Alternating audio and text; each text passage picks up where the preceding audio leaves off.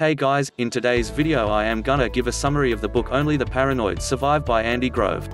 Andy Grove led Intel during some of its most exciting and tumultuous times.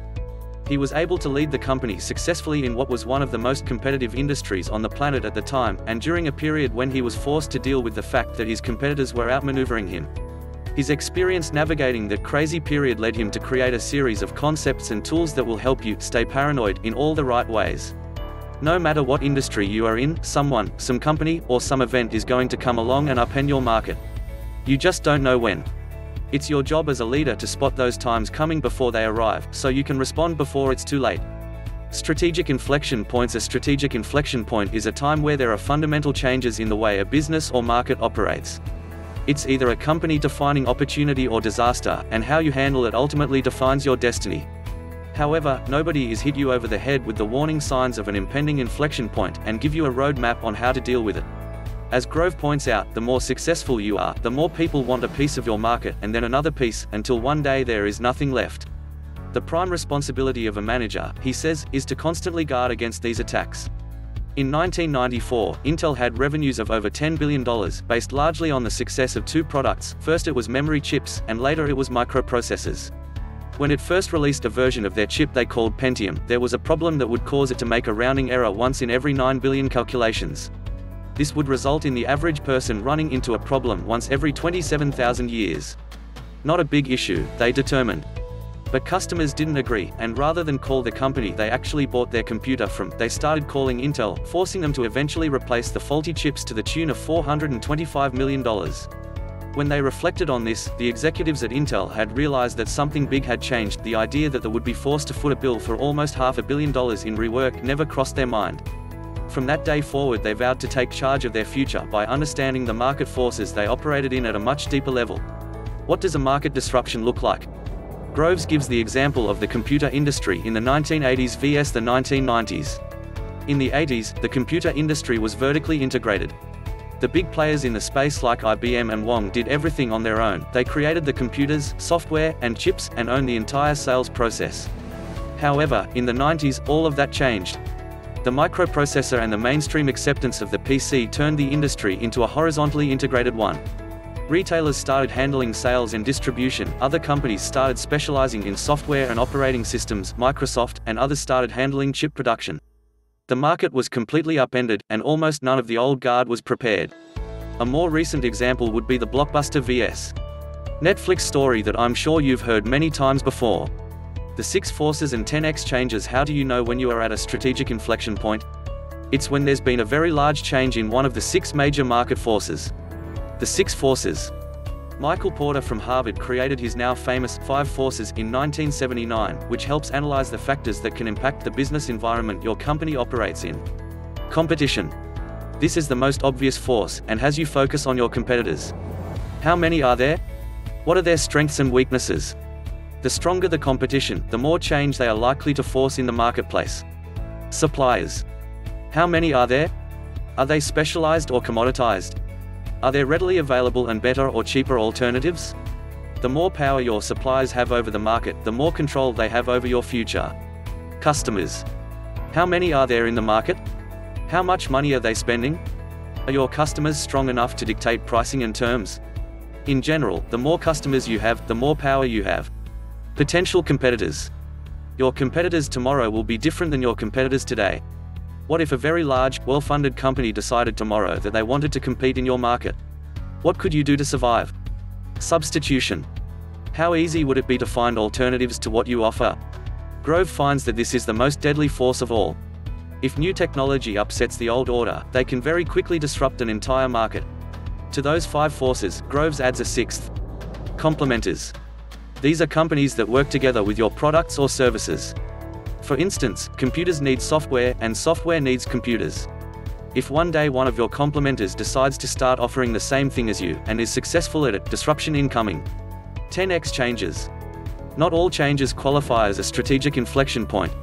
Groves points out the difference between waves and a tsunami, and understanding the difference is important. If the market forces become very large in any of the 6 areas, Groves calls that a 10x change, because the force got many times larger than it was just a short period ago. Distinguishing between signal and noise. It's important to make the distinction between what might be an actual inflection point with something that just looks like one.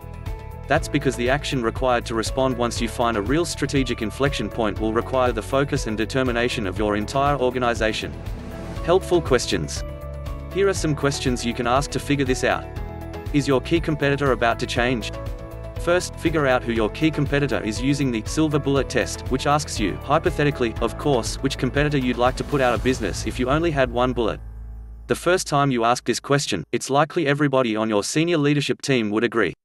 When some people on your team start using their proverbial bullets on other competitors, it's time to start paying attention. Is your key complementer about to change? Similarly, do complementers that mattered most to you in the past seem less important today? If it looks like other companies are about to take them over in the market, it's a sign of shifting market dynamics. Pay attention. Do people around you seem to be losing it? If the people you've surrounded with seem to no longer be connected to what really matters, it's time to start paying attention. That's because you've chosen your leadership team based on their skill at dealing with a particular industry at a particular time. Also, keep in mind that it's entirely possible that you are the one who isn't getting it. Regardless of whether it's you or your team, if confusion starts to set in, you probably need to pay close attention to what's changing around you. Listen to your people. No matter how talented you are at seeing change coming, it's always harder to see it coming from the corner office. That's why it's critical to listen to the people around you, especially two kinds of people. Helpful Cassandras. Cassandra was the priestess who predicted the fall of Troy. Some people have a knack for seeing change coming, and will cry out a warning when they do. Sometimes these types of people are brushed off as negative influences, but you should nurture them in your organization because they will often see the changes coming a long time before anybody else does. Frontline workers. The people who are closest to your customers, usually customer service or sales reps, will see the changes coming before you do. Make sure to listen to their feedback and encourage them to bring you news, good or bad. Dealing with chaos. Once you determine that you are approaching a strategic inflection point, it's time to start dealing with it. These inflection points feel a lot like chaos, and you need to be prepared to deal with it.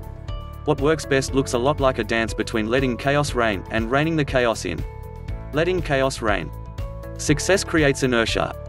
This was certainly true at Intel during the 1980s, as it is in any large company that has gotten fat on years of market dominance and profits. Your senior leadership will be happy to continue with the playbook that has worked, and will resist any changes to what they believe will always work. That's why you should encourage your company to start experimenting with new directions while your revenues and profits are strong. To those running the current playbooks, this will feel like chaos. However, it's more like your insurance policy against an impending inflection point. You should start this process as soon as you are convinced an inflection point is coming. Reining chaos in. For most of the people in the company, it will look like you are staring into the valley of death. The old way isn't working, people are running in a million directions, and there's no clear path to making it across to the other side. Once you are clear on which experiments have been working and which ones haven't, it's time to make a decision on a direction forward. Your first task is to get clear on what your company should look like on the other side. It needs to be clear enough to visualize, and crisp enough to communicate it clearly to your tired and confused staff. For Intel, the way forward was making the switch from memory into microprocessors, and aligning the entire organization towards that end. To that end, Groves and his team came up with the slogan, Intel, the microcomputer company. Next, you need to actively redeploy your resources by taking strategic action. You have to time the shift so that you are not too early, or too late, to take advantage of the inflection point. There are two sides to redeployment coin. On one side, you are pointing energy and resources into the new direction, which is exciting. However, that also means that you are shutting down resources in other areas, so you need to be disciplined and focused throughout the entire process. It takes every ounce of energy in your organization to pursue one strategic aim, especially in the face of aggressive competition. Yes, if you are wrong, you will die. But as Grove points out, most companies don't die because they are wrong, they die because they don't commit themselves to a single direction. The greatest danger in an inflection point is standing still. Career inflection points. Just like companies find themselves at inflection points, you are almost certainly going to find yourself in the middle of them during your career. As Grove points out, your career is your business.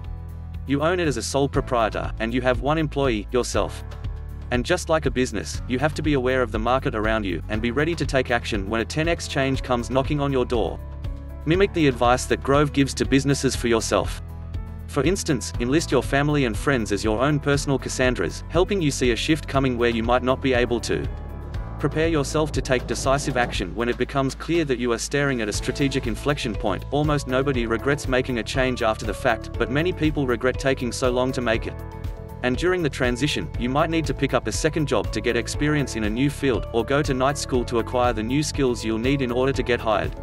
The key, Groves says, is to always be experimenting so that when change comes, you are ready to act, leaving behind those who are not prepared, or who are not willing to take decisive action. Thanks for watching, everyone. If you like our videos, then please subscribe to our channel for more videos like this.